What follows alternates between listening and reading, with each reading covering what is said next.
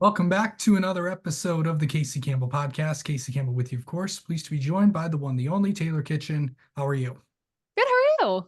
I'm doing well. So there's obviously you've been pretty busy with a lot of things. So why don't you tell everybody what you've been up to since it's been a while since you've been on this space? And obviously, if people follow you, obviously everybody knows what you've been up to.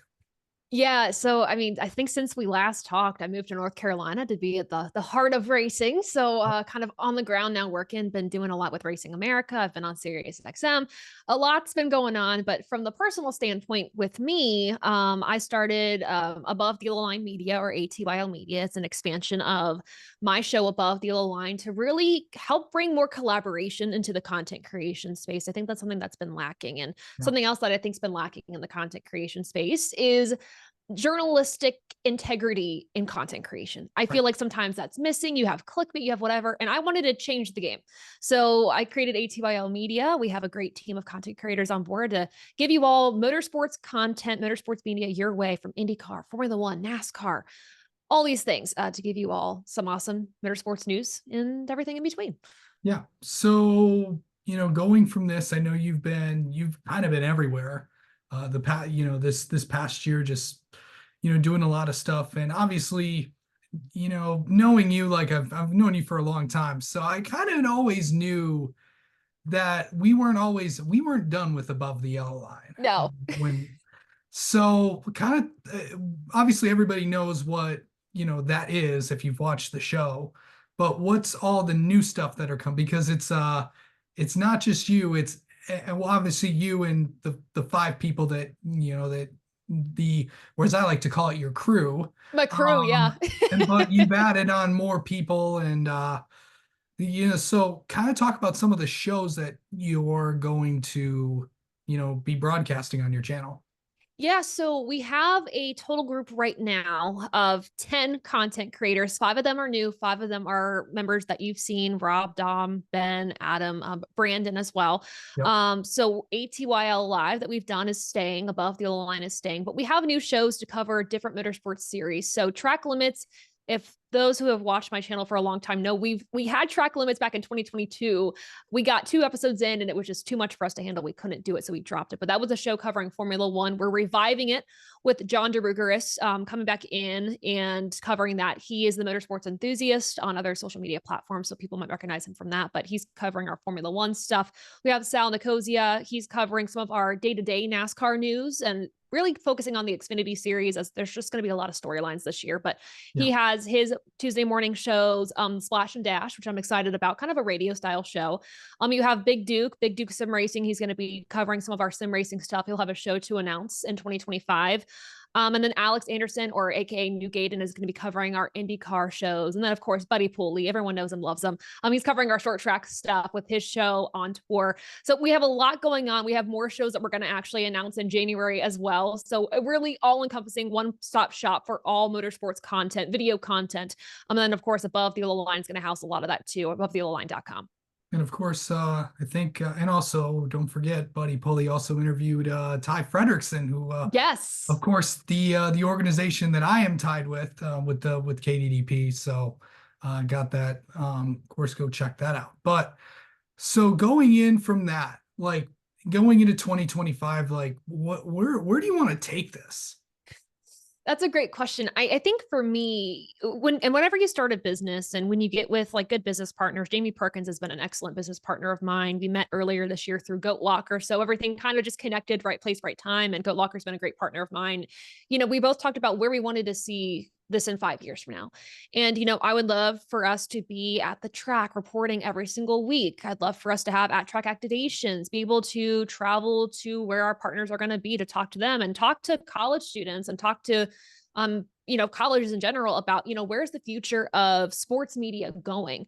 I think right now, at least with my education, I got a great education from Bowling Green State University, Yep. go Falcons. But I also think a lot of the education was I was so scared about the future of the industry. It's changing rapidly. Yep. But for me, it's giving, young content creators, young journalists hope that they can find their place and be successful in any sort of content creation journalistic aspect. So for me, the goal with this is to create a more collaborative space, not only with our core content creators, but through our show Run Retro with Ben Branscombe, one show I forgot to mention.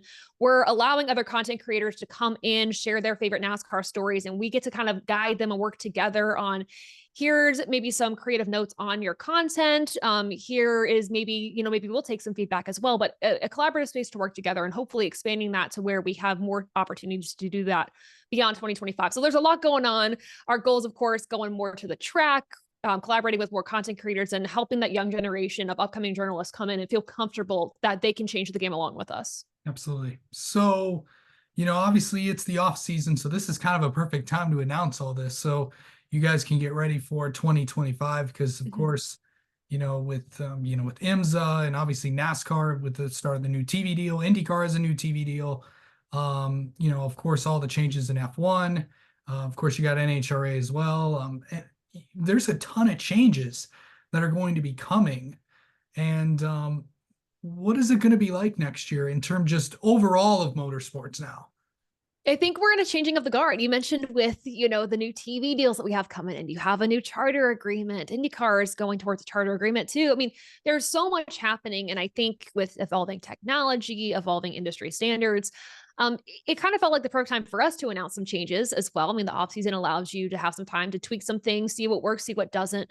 But I think it's almost like the new era of motorsports. Everyone's making changes at once. Even to NHRA announced following the 2025 season, Toyota's leaving. Mhm. So it's time to kind of think through to the future. And I mean, these changes we're going to see, but I also think we're going to see a lot of evolution in terms of rules and things in terms of NASCAR. But start making these changes now, see how they're perceived, and then move forward. But it's going to be, I think, a little different next year across the board for all motorsports series. Absolutely. And last thing, so going into 2025, what are your goals? Like, what are your goals for just in the one year? I know you talked about 5 years down the road of what you Yeah. want to look like. In the first full year of this company, what do you want to see? Oh, good question. I think this first year, it's being realistic in your expectations. I think too, like I work with a lot of drivers behind the scenes on PR marketing, social media. A lot of them are newer drivers. I mean, you know this song and dance very well. Yes, I do. I mean, I do it too. Yeah, and so it's setting realistic expectations of, hey, it's your first year in this series. You might not go out and win. Maybe the realistic expectation is just like top 20s across the board, right? So for me, it's like being realistic. Where do we start? Where do we go? I think for me, I would love for us to go to like 5 NASCAR races, cover those. I think IndyCar, I'd like to get us credentialed for an IndyCar race. So like just setting realistic expectations of what can we do where we're at now.